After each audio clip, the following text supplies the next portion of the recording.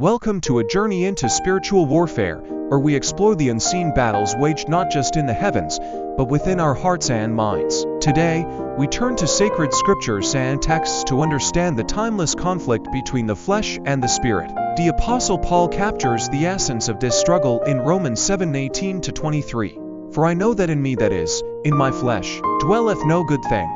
For to will is present with me, but how to perform that which is good, I find not. But I see another law in my members, warring against the law of my mind. This conflict isn't new. It's a tale as old as humanity itself. From the moment Adam and Eve chose the desires of the flesh over obedience to God, the battle began. Galatians 5:16-17 encourages us to walk in the Spirit, and ye shall not fulfill the lust of the flesh. Here, Paul teaches that the Spirit is our guide, and through it, we overcome the temptations of the flesh.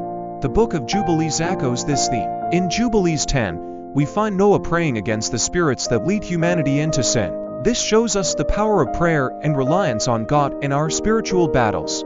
Ephesians 6:12 reminds us that our fight is not against flesh and blood but against spiritual forces of evil. For we wrestle not against flesh and blood, but against principalities, against towers, against the rulers of the darkness of this world. To overcome, we must wear the whole armor of God, the belt of truth, the breastplate of righteousness, the shield of faith, and the sword of the Spirit. Each piece represents a weapon to combat the desires of the flesh and the attacks of the enemy. In the book of Jasher, we see Abraham's inner conflict in chapter 23. He wrestles with the thought of offering his son Isaac as a sacrifice. Though his flesh must have cried out, Abraham chose obedience, showing that the Spirit must always lead. The book of Enoch takes this battle to a cosmic scale.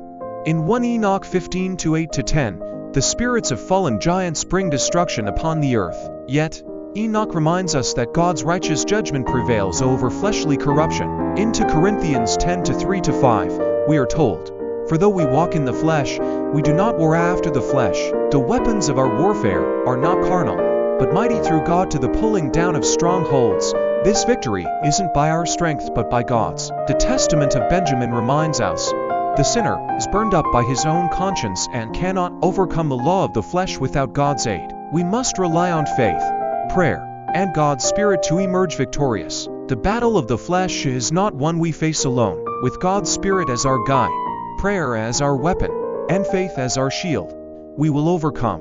Let us walk in the Spirit, casting aside the desires of the flesh, and embrace the victory promised to us in Christ Jesus. As 1 Peter 2:11 says, abstain from fleshly lusts, which war against the soul.